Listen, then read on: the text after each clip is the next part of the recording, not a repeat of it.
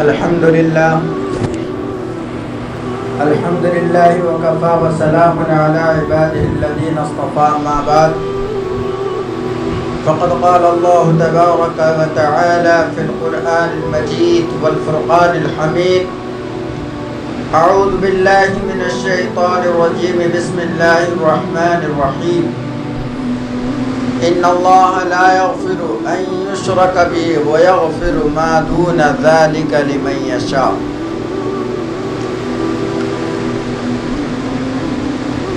وقال في موضع آخر: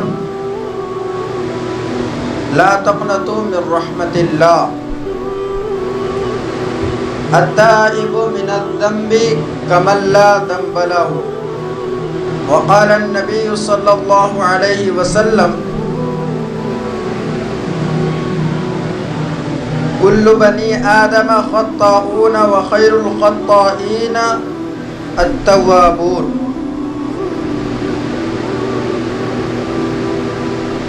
وقال النبي صلى الله تعالى عليه وسلم: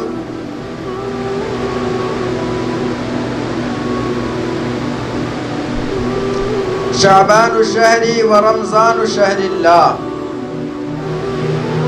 وقال النبي صلى الله تعالى عليه وسلم تسلیما كثيرا كثيرا. میرے محترم بزرگوں، دوستو، اللہ تعالیٰ کا بہت بڑا کرم ہوا، فضل ہوا کہ اللہ تعالیٰ نے ہمیں مسجد میں جوڑا، مسجد میں بیٹھنے کی اللہ تعالیٰ ہمیں توفیق دی، دین کی بات سننے کی، سمجھنے کی توفیق دی. اللہ اور اللہ کے رسول جناب محمد الرسول اللہ صلی اللہ تعالی علیہ وسلم کی بات کو سننے کی توفیق دی.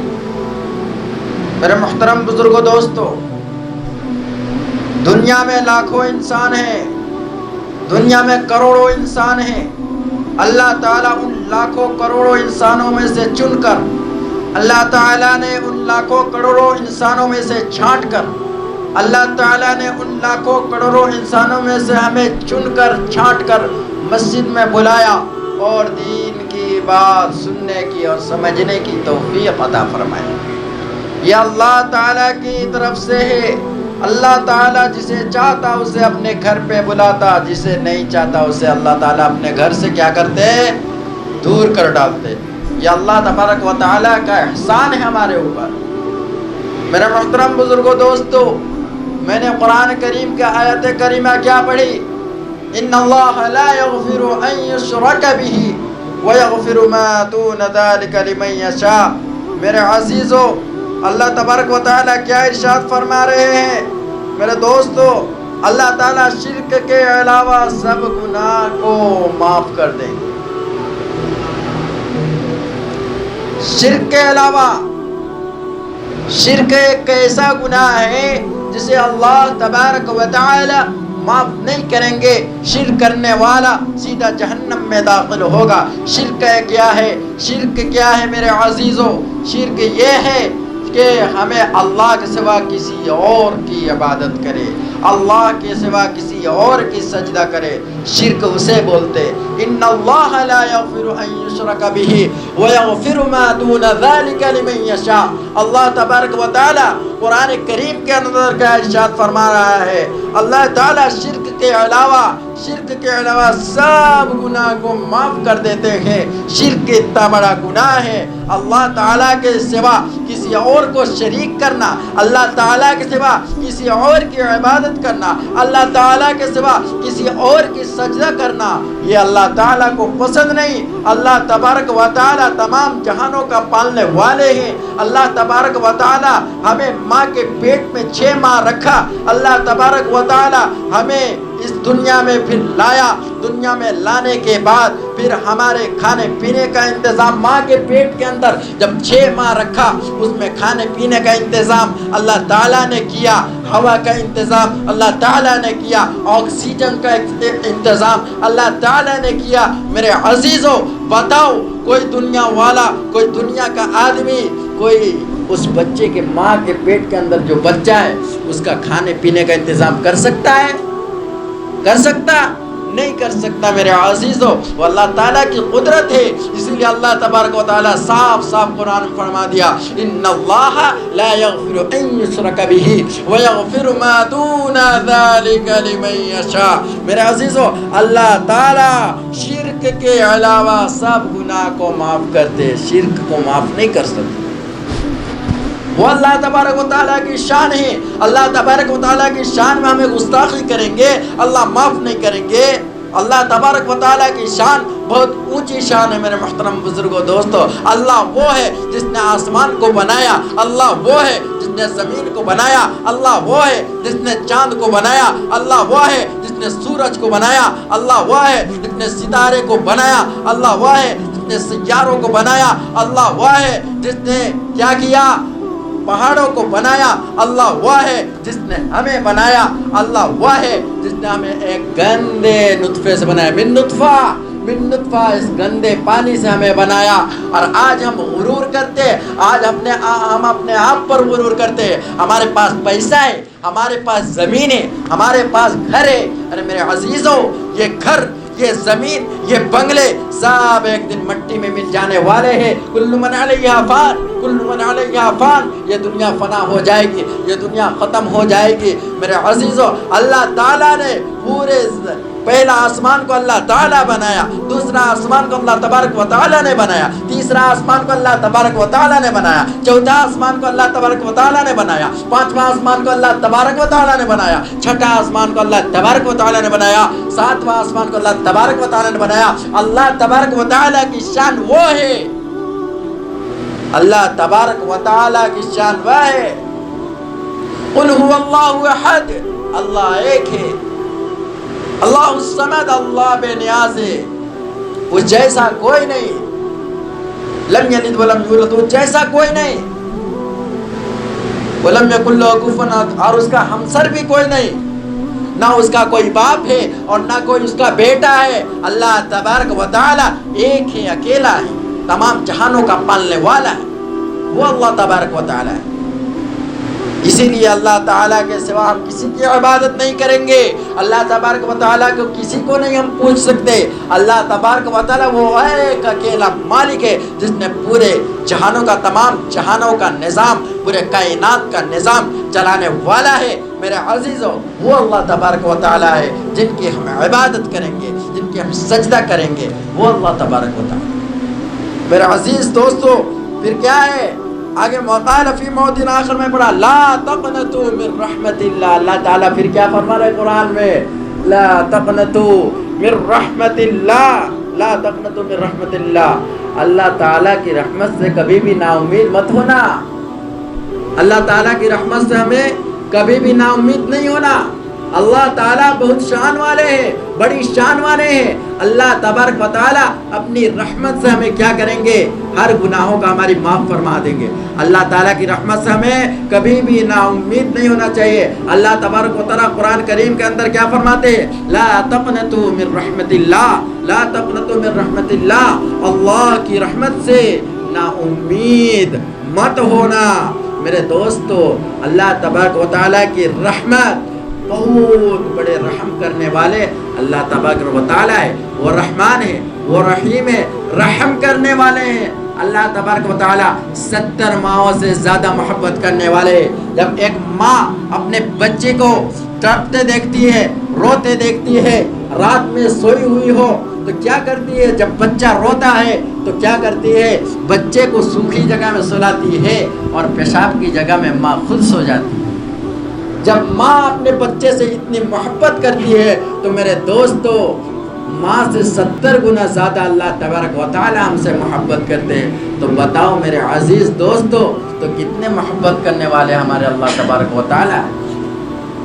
اسی لیے اللہ تعالیٰ قرآن فرمایا لا تقنطوا من رحمت اللہ، اللہ کی رحمت سے اے بندو، اے بندو، اے سبحان مسجد والو، اللہ تعالیٰ کی رحمت سے کبھی بھی نا امید مت ہونا۔ التائب من الذنب، پیارے آقا سرور کائنات خاتم الانبیاء احمد مجتبی محمد مجتبی جناب محمد رسول اللہ صلی اللہ تعالی علیہ وسلم اپنی پیاری زبان سے یہ ارشاد فرماتے ہیں التائب من الذنب التائب من الذنب کمن لا ذنب لہ، گناہوں سے توبہ کرنے والا ایسا ہے کہ جیسا اس نے کبھی گناہ کیا ہی نہیں۔ اللہ کے نبی فرما رہے ہیں گناہ کر کے توبہ کرنے والا آدمی ایسا ہے جیسا کہ اس نے گویا اس نے گناہ کیا ہی نہیں۔ التائب من الذنب کمن لا ذنب لہ، گناہ ہم کیا کیے، گناہ کرنے کے بعد توبہ کیے تو ہم ایسا آدمی ہے جیسا ہم نے زندگی میں کبھی بھی گناہ کیے اب ایسے بن جاتے۔ اللہ تعالیٰ توبہ کو قبول کرنے والے ہیں، اللہ تعالیٰ توبہ کرنے والے آدمی کو پسند فرماتے ہیں۔ اللہ تبارک و تعالیٰ کی شان بڑی عظمت والا ہے میرے محترم بزرگوں دوستو۔ التائب من الذنب کمن لا ذنب لہ، جو گناہوں سے توبہ کرتا ہے، اللہ تبارک و تعالیٰ کے نبی صلی اللہ علیہ وسلم کیا فرما رہے ہیں، گناہوں سے توبہ کرنے والا آدمی ایسا ہے کہ گویا اس نے کوئی گناہ کی ہی نہیں۔ تو ہمیں جب بھی گناہ کرنا تو ہمیں توبہ کرنا، اللہ تبارک و تعالیٰ سے توبہ کرنا، معافی مانگنا، سجدے میں سر جھکا دینا اور دعا میں رو رو کا دعا مانگنا، اے اللہ ہم بہت بڑے گناہ گار ہیں، اے اللہ ہم بہت گندے ہیں، اے اللہ ہم ہر گناہ کیے، ہم نے سود کھایا، ہم نے سود خوری کی۔ میرے عزیزو، اللہ تبارک و تعالیٰ کی شان بہت عظمت والا شان ہے، اللہ تبارک و تعالیٰ بہت عظمت والے ہیں، اللہ تبارک و تعالیٰ معاف فرما دیں گے۔ میرے عزیزو، اس لیے ہمیں کیا کرنا، اللہ تبارک و تعالیٰ سے معافی مانگنا۔ اسی لیے اللہ کے نبی فرمائے التائب من الذنب کمن لا ذنب لہ، کمن لا ذنب لہ، گناہوں سے توبہ کرنے والا آدمی ایسا ہے کہ گویا اس نے گناہ کی ہی نہیں۔ یہ ہے توبہ کرنے والا آدمی۔ ہمیں توبہ کرنا ہے، ہمیں توبہ کرنے والا بننا ہے، ہمیں عبادت کرنے والا بننا ہے۔ توبہ کرنے والا کیسے بن سکتے؟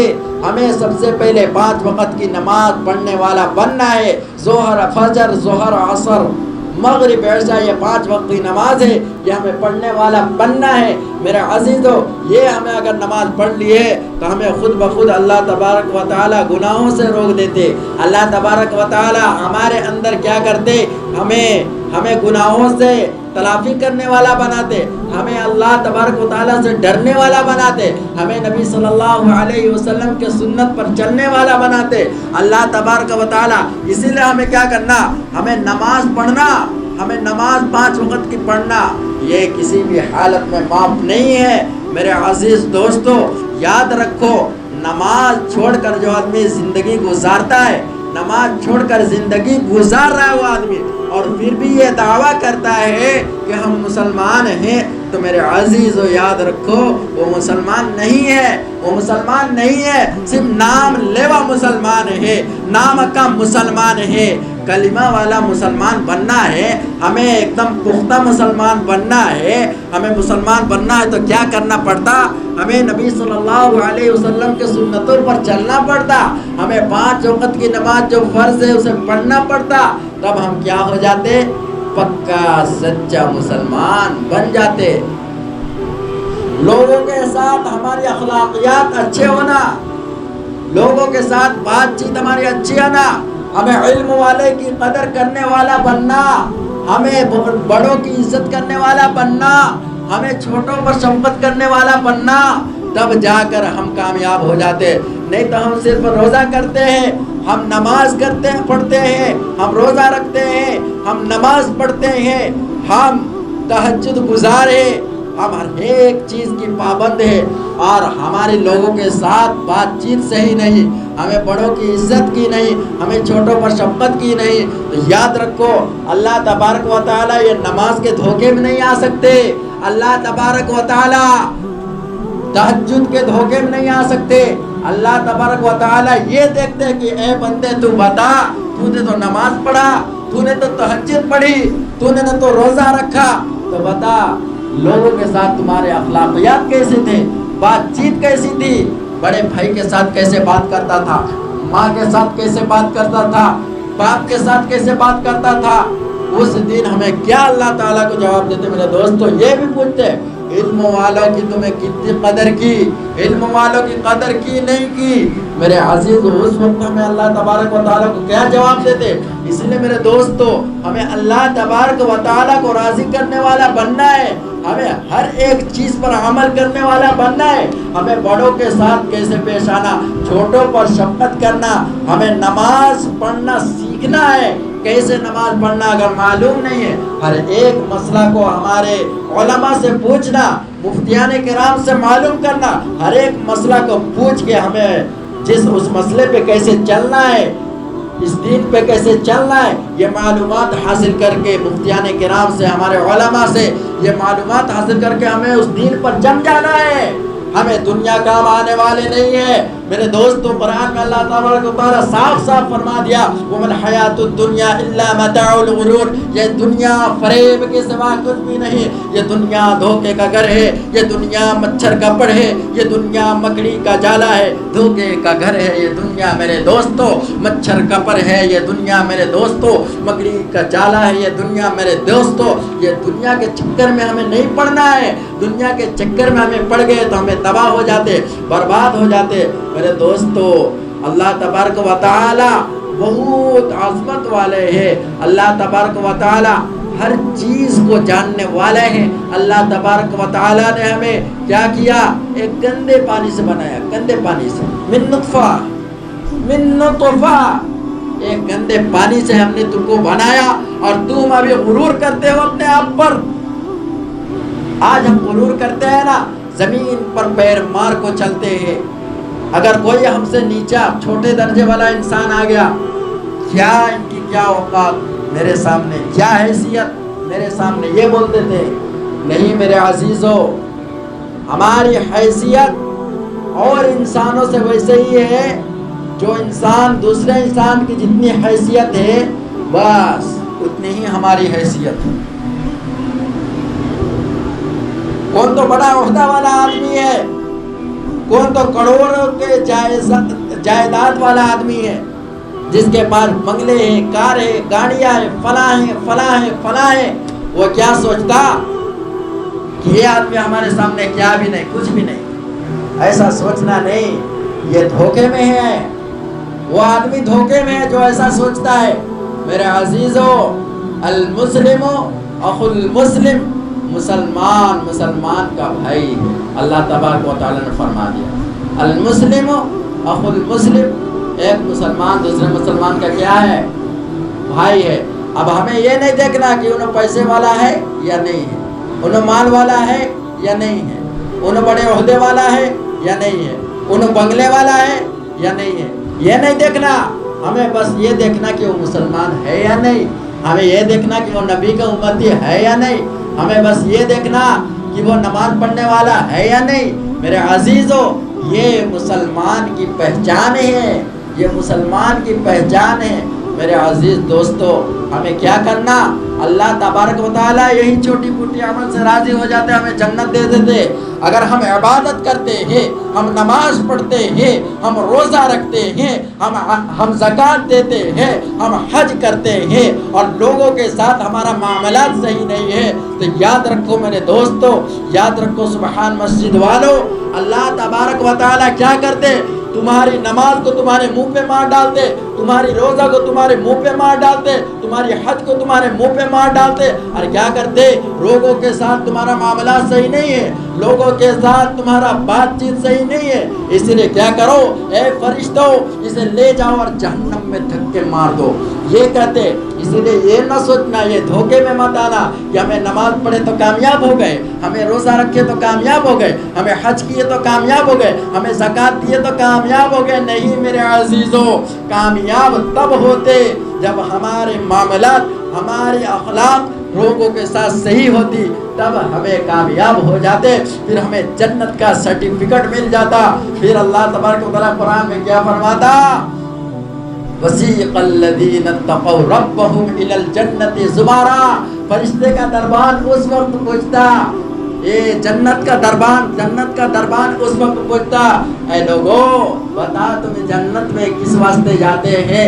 اس وقت ہمیں کیا کہتے, ہم نے لوگوں کے ساتھ ہمارا اخلاق اچھا تھا, لوگوں کے ساتھ بات چیت